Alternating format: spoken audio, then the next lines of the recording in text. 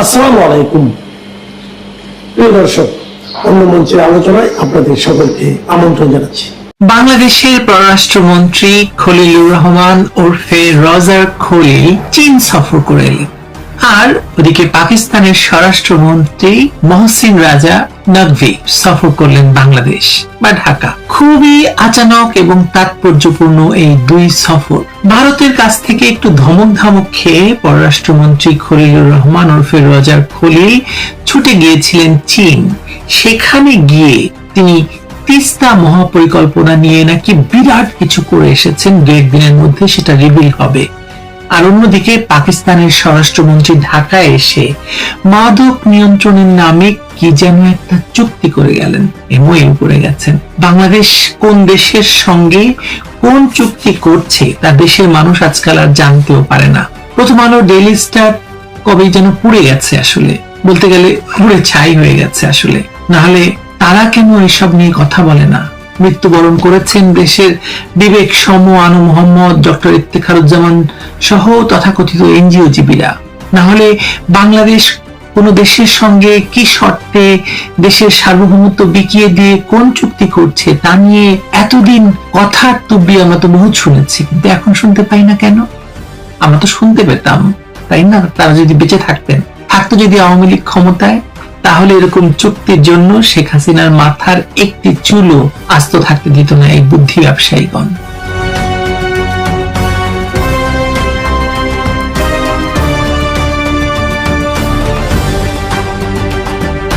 সাপ্তাহিক ছুটির দিন শুক্রবার ভোর 4:40 বাংলাদেশ বিমানের BG342 ফ্লাইটে অত্যন্ত গোপনীয়তার আবহে হযরত শাহজালাল আন্তর্জাতিক বিমানবন্দরে পা রাখেন পাকিস্তানের স্বরাষ্ট্রমন্ত্রী সৈয়দ মহসিন রাজা নকভি। আগামী 9 মে মানে শনিবার রাত 8:10 BG341 ফ্লাইটে আবার তার ঢাকা ত্যাগের কথা রয়েছে। হঠাৎ করে কেন পাকিস্তানের স্বরাষ্ট্রমন্ত্রীর এই ঢাকা সফর? প্রকাশ্যে বলা হচ্ছে স্বরাষ্ট্র মন্ত্রণালয়ের সাথে একটি দ্বিপাক্ষিক বৈঠক হয়েছে এবং মাদক দ্রব্য পাচার রোধে একটি চুক্তি স্বাক্ষরিত হয়েছে। বিষয়টি অত্যন্ত হাস্যকর এবং খুবই প্রহসনের, কারণ বাংলাদেশ এবং পাকিস্তানের মধ্যে সরাসরি কোনো সীমান্ত নেই। সীমান্তবিহীন দুটি দেশের মধ্যে মাদক নিয়ন্ত্রণের এই চুক্তি আসলে একটি ধোঁকাবাজি। বাংলাদেশের প্রধান মাদক আসা যাওয়া হয় মিয়ানমার থেকে, ভারত থেকে, সেই দেশগুলোর সঙ্গে হতে পারে, কিন্তু পাকিস্তানের স্বরাষ্ট্রমন্ত্রী উড়ে এসে হঠাৎ মাদক দ্রব্য নিয়ন্ত্রণ নিয়ে এত তড়িঘড়ি তোড়জোড় কেন? প্রশ্ন তো উঠেই, তাই না? একটি ছায়া সফর মনে হচ্ছে আমার কাছে। নকভি সাহেব এখানে তৃতীয় পক্ষের হয়ে দুতিয়ালি করতে এসেছেন। আরো স্পষ্ট করে বললে, ইরান ইস্যু নিয়ে সৌদি আরব এবং আমেরিকার পক্ষ থেকে ধন্যবাদ পৌঁছে দেওয়া এবং ইরান ইস্যুতে বাংলাদেশের যে অবস্থান তা যেন দৃঢ় থাকে সেটি নিশ্চিত করার জন্যই হয়তো তার আশা। একই সাথে ইন্দো প্যাসিফিক বা ভারত প্রশান্ত মহাসাগরীয় ইস্যুতে অবৈধ ইউনূস সরকারের বর্ধিত সংস্করণ, তারেক রহমানের প্রশাসন যেন ভারত এবং চীনের অবস্থানকে সম্পূর্ণ উপেক্ষা করে আমেরিকার প্রেসক্রিপশন মেনে চলে, তার চূড়ান্ত বার্তা নিয়ে এসেছেন এই পাকিস্তানি মন্ত্রী। আপনাদের মনে প্রশ্ন জাগতে পারে, ঢাকাস্থ আমেরিকান রাষ্ট্রদূত যখন ঢাকাতে এত স্বাচ্ছন্দ্যে ঘুরে বেড়াচ্ছেন, সব জায়গায় ছড়ি ঘোরাচ্ছেন, তখন পাকিস্তান দিয়ে কেন এই প্রক্সি কাজটি করাতে হলো? এর উত্তর হলো, সময় খুব অল্প। হয়তো মার্কিন প্রশাসন তাদের ভূ রাজনৈতিক চুক্তি বাস্তবায়নের সাথে সাথে দক্ষিণ এশিয়া এবং এশিয়ার অন্যান্য আনুকূল্য ইস্যুতে বাংলাদেশকে একটি একান্ত অনুগত আন্তরিক মিত্র হিসেবে চায়। আর এই কাজটি তারা এমন ভাবে করতে চাইছে যেখানে প্রতিবেশী দেশ হিসেবে ভারতের মনে সরাসরি খুব বেশি ক্ষোভের সৃষ্টি না হয় এবং চীনের আপত্তিকর বিষয়গুলো আপাতত কৌশলে এড়িয়ে যাওয়া যায়। সিস্টেম বা পরিকল্পনা মাফিক তারা সবকিছু খুব দ্রুত পেয়ে যাচ্ছে। তথাকথিত গণ অভ্যুত্থান বা বিপ্লবের পর তারা ঠিক যা যা চেয়েছিল তার সবই তাদের হাতের মুঠোয় চলে এসেছে। আসলে তারা খুব ক্ষুধার্ত এমন নয়, কিন্তু বাংলাদেশকে তাদের ভূকৌশলগত কারণে ভীষণ দরকার। তবে এই একই কাজ বঙ্গবন্ধু কন্যা শেখ হাসিনার সময়ে শতভাগ অসম্ভব ছিল। আপনাদের নিশ্চয়ই মনে থাকবে যে সাবেক মার্কিন রাষ্ট্রদূত পিটার হাসের কথা। বঙ্গবন্ধু কন্যার সম্মতির জন্য তিনি অস্থির হয়ে বহু প্রচেষ্টা চালিয়েছেন ঢাকা শহরে, কিন্তু শেখ হাসিনা তাকে সাক্ষাতের সুযোগই দেননি, কারণ তিনি খুব ভালো করে জানতেন এই সাক্ষাতের পেছনে নানা রকম ইস্যু আছে, যে ইস্যুগুলো আমরা এখন দেখতে পাচ্ছি বাস্তবায়িত হয়ে যাচ্ছে। শেখ হাসিনা জানতেন এরা মূলত দেশের বাস্তবিক সার্বভৌমত্ব নিয়ে নিতে চায়, একদম গ্রাস করতে চায়। অথচ দেখুন 2026 সালের 12 ফেব্রুয়ারি আমেরিকার নতুন রাষ্ট্রদূত ঢাকায় আসার পর থেকে এই অল্প সময়ের মধ্যেই বর্তমান সরকারের প্রত্যক্ষ এবং পরোক্ষ কনসার্নে তিনি অন্তত 30টির বেশি প্রোগ্রামে অংশ নিয়েছেন এবং সরকারের গুরুত্বপূর্ণ সব মন্ত্রী এমপিদের সাথে রুদ্ধদ্বার বৈঠক করেছেন। আমেরিকার এই নজিরবিহীন খবরদারির মধ্যেই আবার আমরা দেখছি চরম এক ভূ রাজনৈতিক দ্বিমুখী বা স্ববিরোধী অবস্থান। মাত্র কিছুদিন আগে এই সরকার এবং ভারতের মধ্যে বেশ একটা দহরম মহরমের সম্পর্কের নাটক আমরা মঞ্চস্থ হতে দেখেছি, কিন্তু আমরা দেখছি হঠাৎ করে আবার সরকারের মন্ত্রীরা মির্জা ফখরুল ইসলাম আলমগীর সহ চীনে দৌড়াচ্ছেন। পররাষ্ট্রমন্ত্রী খলিলুর রহমান তিস্তা ব্যারেজ নিয়ে ভারতকে সম্পূর্ণ পাশ কাটিয়ে চীনে চলে গেছেন, যদিও ভারত এই বিষয়ে কিছুদিন সময় চেয়েছিল, কিন্তু ঢাকা সেই সময় দিতে নারাজ। চীনে যাওয়ার আগে খলিল সাহেব সাংবাদিকদের অত্যন্ত দম্ভের সাথে স্পষ্ট জানিয়ে গেছেন, আমরা কি ভারতের জন্য বসে থাকবো? শুধু তিস্তা নয়, জানা যাচ্ছে যে চুক্তিতে রাজি করাতে চীনকে আমেরিকার সাথে কিছুটা সমান্তরাল করতে মংলা বন্দরের দায়িত্ব দিয়ে দেওয়া হবে এবং এই দুই পক্ষের সমঝোতা হলে তারেক রহমানের প্রথম রাষ্ট্রীয় সফরটি হবে চীনে। চীনের ব্যাপারে তারেক রহমানের এই ঝুঁকিপূর্ণ সিদ্ধান্তটি কিন্তু কেবল দলীয় সিদ্ধান্ত নয়, এটা সংসদেরও সিদ্ধান্ত।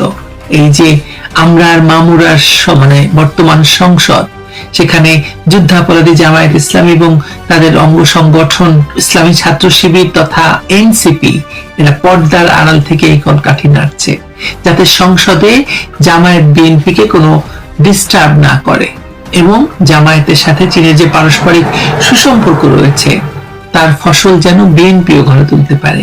সেই হিসাব থেকে জামায়াতের এই পর্দার পেছনে বা পর্দার অন্তরালে কাজ কারবার চালিয়ে যাচ্ছে। গত বছরের শেষ দিক থেকেই আমরা দেখেছি জামায়াতের শীর্ষ নেতারা কিভাবে বেইজিং সফর করে তাদের পুরনো সম্পর্ক ঝালিয়ে নিয়েছেন, আর এখন তারা বিএনপিকে চীনের দিকে ঠেলছেন। বিএনপির পররাষ্ট্রমন্ত্রী যখন চীনে বসে দেশের সম্পদ আর ভূকৌশলগত অবস্থান বিকিয়ে দেওয়ার আলোচনা করছেন, ঠিক সেই মুহূর্তে আমেরিকাকে শান্ত রাখতে ঢাকায় আরেক নাটক মঞ্চস্থ হয়েছে। মার্কিন বিশেষ কূটনীতিকদের ইমার্জেন্সি মিটিং কল করা হয়েছে এনসিপির সাথে, গণ অধিকার পরিষদের সাথে, কারণ যারা নিজেদের এই কথিত বিপ্লবের রূপকার বলে দাবি করে সেই জুলাই সন্ত্রাসী গোষ্ঠী হলো সাম্রাজ্যবাদীদের বর্তমানের প্রধান হর্স বা ঘোড়া। আসিফ মাহমুদের নেতৃত্বে একদল জুলাই সন্ত্রাসী অত্যন্ত গোপনীয়তার সাথে মার্কিন কূটনীতিকদের সাথে ইমার্জেন্সি সাক্ষাৎ করেছে।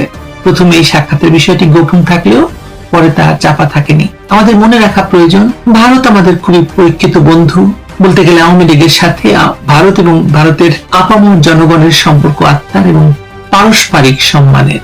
আজকের যারা বাংলাদেশ শাসন করছেন, যারা ভারতের খুব কাছে যাওয়ার ভান করছেন, ভারতকে বুঝতে হবে যে এরা কখনোই তাদের প্রকৃত বন্ধু নয়। 2004 সালের প্রথম দিকে তৎকালীন প্রধানমন্ত্রী বেগম খালেদা জিয়া যখন ভারতের সাথে সর্বোচ্চ সম্পর্ক তৈরি করার চেষ্টা করছিলেন এবং অন্ততপক্ষে লোক দেখানো ভাবে চেষ্টা করছিলেন, তারপরে আমরা দেখেছিলাম কি 10 ট্রাক অস্ত্র এবং বাংলাদেশকে উন্মুক্ত করে দেওয়া হয়েছিল ভারতের বিচ্ছিন্নতাবাদী গেরিলাদের জন্য। ব্যাংক অ্যাকাউন্ট খোলা থেকে শুরু করে উত্তরায় বাড়ি দেওয়া, ব্যবসা দেওয়া, নিরাপত্তা তো আছেই। সুতরাং এই পুরো ভারত বিরোধী চক্রটা আসলে কারা পরিচালনা করে বাংলাদেশে, আপনি আমি সবাই জানি। ভারত তা না জানে না, ভারত সেটা জানে না, সেটা তো হতে পারে না, ভারতও সেটা জানে।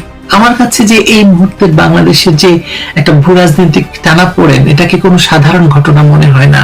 সাধারণ ঘটনা হলে পাকিস্তানের স্বরাষ্ট্রমন্ত্রী এত তাড়াহুড়ো করে এত গোপনীয়তার ভিতর 2 দিনের সফরে বাংলাদেশে আসতেন না। বাংলাদেশের স্বাধীনতা তো অস্তিত্বের সংকটে ফেলে দিয়ে গেছে ইউনূসের সরকার।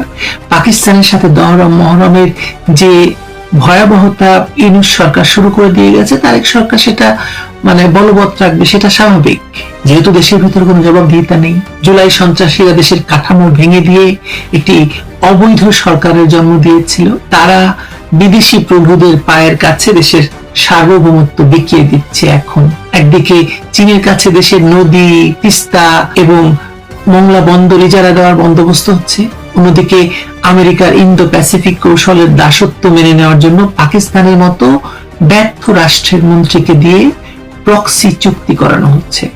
এই চুক্তি আর কূটনীতির আড়ালে বাংলাদেশের স্বাধীনতা যতটুকু আছে, কি আছে না আছে তা আপনারা জানেন, বাকি কতটুকু কি থাকবে সেটা আমরা জানি না। তবে বাংলাদেশ কেন এত বিদেশের সাথে চুক্তি করছে এবং সেই চুক্তি জনগণকে না জানিয়েই, সে নিশ্চয়ই বুঝতে পারছেন যে বাংলাদেশের জনগণের সরকার তো নেই, ফলে জনগণ সেসব বিষয়ে জানবে না, সেটা একটু স্বাভাবিক, তাই না? মানবজমিন পত্রিকা বলছেন, যদিও তারাই সেনাপ্রধান মুবিন এবং কোয়ার্টার মাস্টার জেনারেল ইকবাল করিম ভুইয়াই খালেদা জিয়ার বাড়ি উচ্ছেদের মূল পরিকল্পনাকারী এবং সমন্বয়কারী ছিলেন। পুরো ঘটনাটা যে সেনাবাহিনীর ভেতরকার উৎসাহে ঘটছিল তার প্রমাণ ১/১১ সরকারের সময় কিন্তু প্রথম এই সিদ্ধান্ত গৃহীত হয় যে খালেদা জিয়াকে তার ক্যান্টনমেন্টের বাড়ি থেকে সরিয়ে দিতে হবে।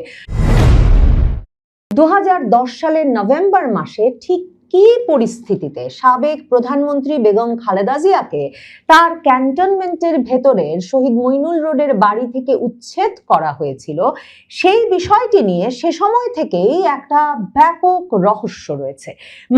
এমন একটা বয়ান বাংলাদেশের সংবাদ মাধ্যম যদিও তখন থেকেই হাজির করার চেষ্টা করেছে, যেহেতু বাংলাদেশের সংবাদ মাধ্যম সাধারণভাবে সেনাবাহিনীকে তেমন ঘাটাঘাটি করে না, কাজেই একরকমের এই বয়ানটা হাজির করা হয়েছিল যে শেখ হাসিনা আর খালেদা জিয়ার মধ্যকার ব্যক্তিগত রেষারেষি এমন পর্যায়ে পৌঁছেছে, শেখ হাসিনার আক্রোশ এমন পর্যায়ে পৌঁছেছে যে তখনকার নির্বাচিত প্রধানমন্ত্রী শেখ হাসিনার ব্যক্তিগত আগ্রহে, উৎসাহে এবং তার আক্রোশের কারণেই খালেদা জিয়াকে ক্যান্টনমেন্টের বাড়ি থেকে উচ্ছেদ করা হয়েছিল।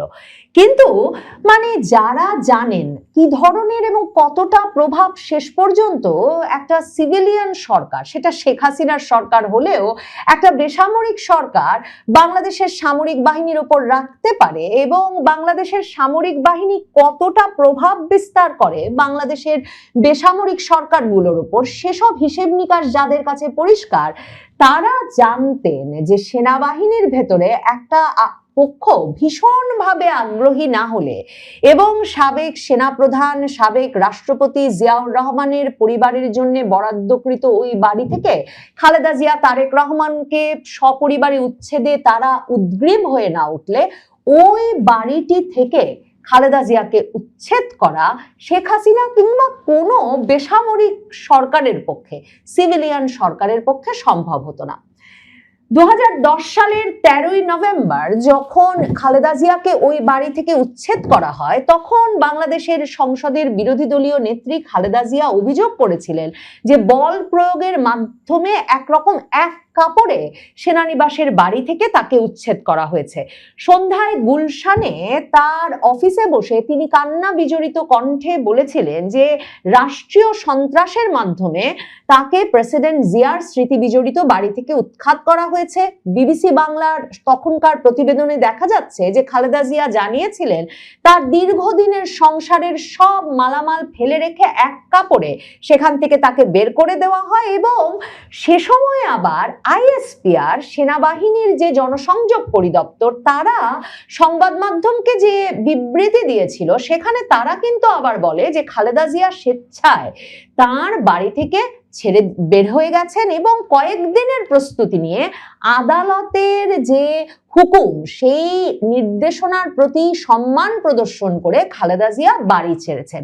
এগুলোতে পরিষ্কার বোঝা যায় যে সেনাবাহিনীর ভেতরে একেবারে সেনাবাহিনীর শীর্ষ পর্যায় থেকে, সেনা প্রধান থেকে শুরু করে সেনাবাহিনীর শীর্ষ নেতৃত্বের সরাসরি সমর্থন ছাড়া, উদ্যোগ ছাড়া এ ধরনের ঘটনা ঘটানো অসম্ভব।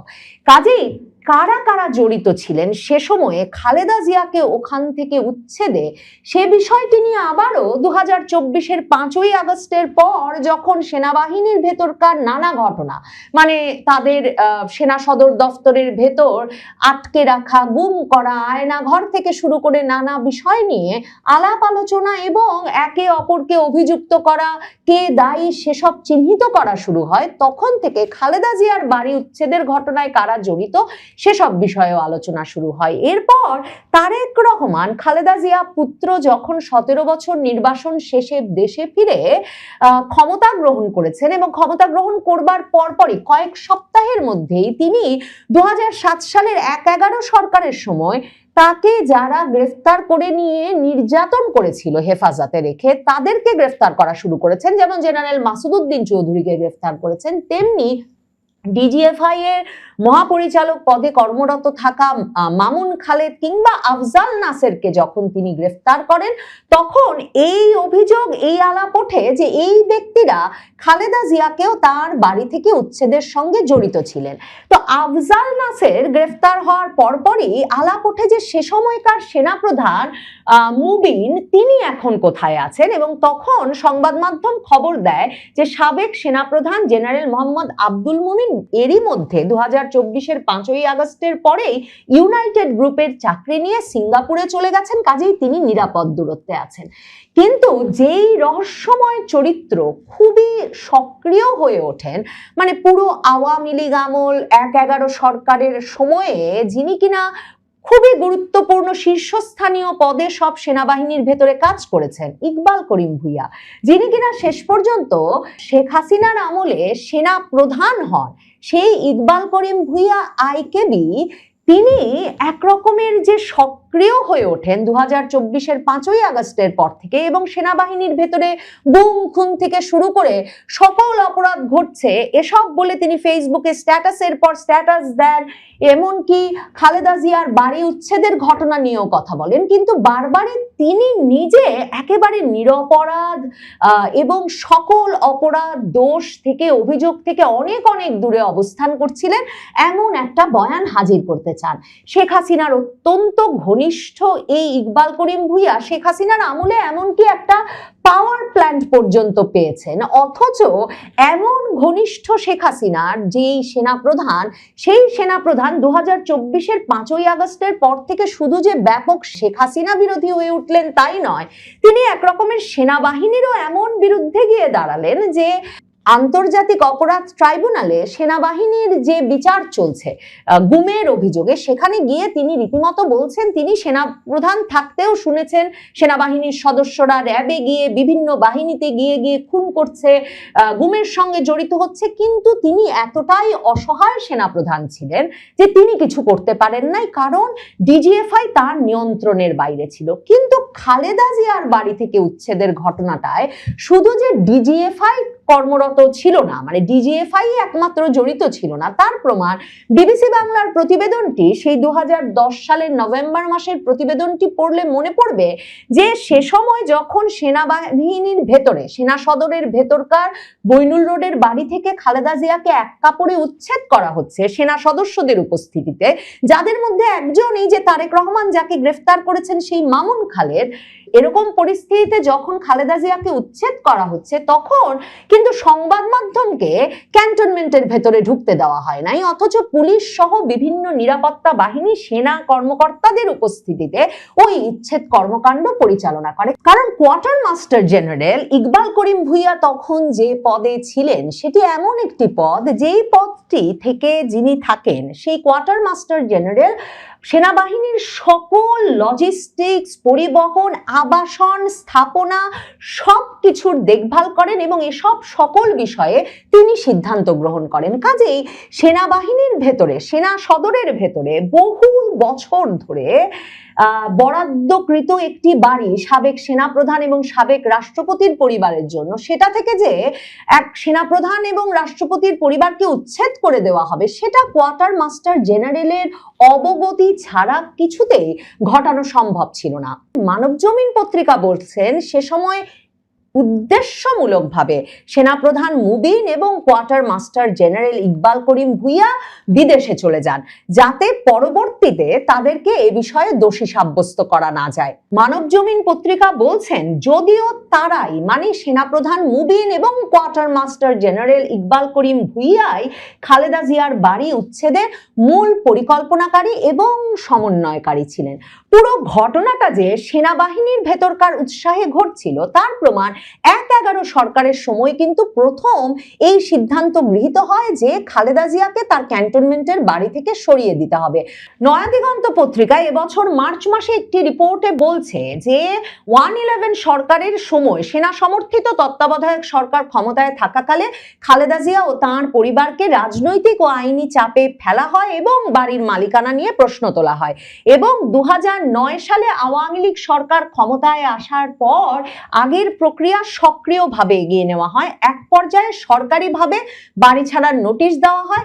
আদালতের প্রক্রিয়া দ্রুত সম্পন্ন করে উচ্ছেদের সিদ্ধান্ত কার্যকর করতে নিরাপত্তা বাহিনীর উপস্থিতিতে বাড়ি খালি করা হয়। 111 সরকারের সময় প্রথম এই দাবিটা করা হয় সেনা সমর্থিত তত্ত্বাবধায়ক সরকারের সময়, যে এই বাড়ি শহীদ মইনুল রোডের বাড়িটি সেনাবাহিনীর জন্য বরাদ্দ ছিল। খালেদা জিয়া প্রধানমন্ত্রী থাকাকালে বিশেষ সুবিধা হিসাবে এটা ভোগ করছিলেন। তার স্বামী জিয়াউর রহমানের মৃত্যুর পর মানবিক কারণে এটা বরাদ্দ দেওয়া হয়েছিল। এই বরাদ্দ আইনসম্মত নয়, তাই বাতিলযোগ্য। মানবজমিন পত্রিকা বলছে 2009 সালের 8ই এপ্রিলের পর শেখ হাসিনা সরকারের আমলে এসে মন্ত্রিসভার বৈঠকে মইনুল রোডের বাড়ির বরাদ্দ বাতিলের সিদ্ধান্ত হয়। বলা হয় কোনো রাজনৈতিক ব্যক্তিকে সেনাবাহিনী এলাকায় ইজারা দেওয়া যায় না। এই সিদ্ধান্তের প্রেক্ষিতে উচ্ছেদ সংক্রান্ত নোটিশ জারি হয়।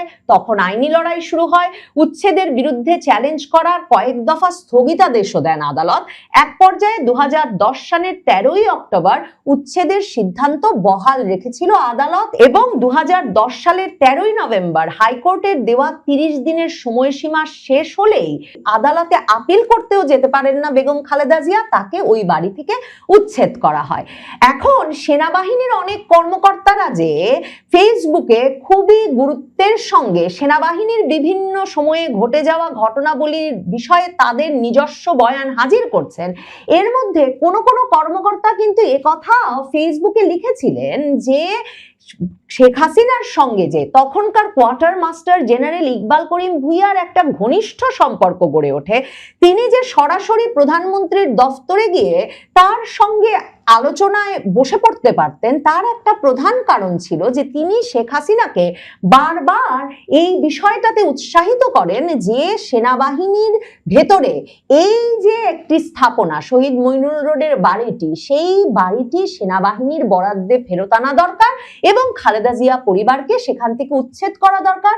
এবং 1 মার্চে ইকবাল করিম ভুইয়া যখন সেনাবাহিনীর ভেতরে গুমের অভিযোগে যে বিচার চলছে আন্তর্জাতিক অপরাধ ট্রাইব্যুনালে, সেই বিষয়ে সাক্ষ্য দিতে যান, তখন মেজর জেনারেল জিয়াউল হাসানের আইনজীবী আমিনুল গনি টিটো প্রশ্ন করেছিলেন যে খালেদা জিয়াকে বাসা থেকে উচ্ছেদে বিশেষ পদক্ষেপ নিয়েছিলেন কিনা তখনকার কোয়ার্টার মাস্টার জেনারেল ইকবাল করিম ভুইয়া। ইকবাল করিম ভুইয়া তখন এই অজুহাতটাই খাড়া করেছিলেন, যেটা এখন মানবজমিন পত্রিকা বলছে যে এই অজুহাত খাড়া করবেন বলেই উদ্দেশ্যমূলকভাবে বিদেশে চলে গিয়েছিলেন ইকবাল করিম ভুইয়া। আদালতে দাঁড়িয়ে এই খালেদা জিয়াকে বাড়ি থেকে উচ্ছেদে তার হাত ছিল কিনা এই প্রশ্নের উত্তরে তিনি বলেন যে ইহা সত্য নয় যে আমি কোয়ার্টার মাস্টার জেনারেল থাকাকালীন বেগম জিয়াকে তার ঢাকা সেনানিবাসের বাসা থেকে উচ্ছেদের লক্ষ্যে প্রয়োজনীয় সব কার্যক্রম গ্রহণ করি, কারণ আমি সে সময় বিদেশে ছিলাম। কিন্তু কোয়ার্টার মাস্টার জেনারেলের অবগতি ছাড়া কি এমন একটি স্পর্শকাতর স্থাপনা খালি করে দেওয়া সত্যি সম্ভবত?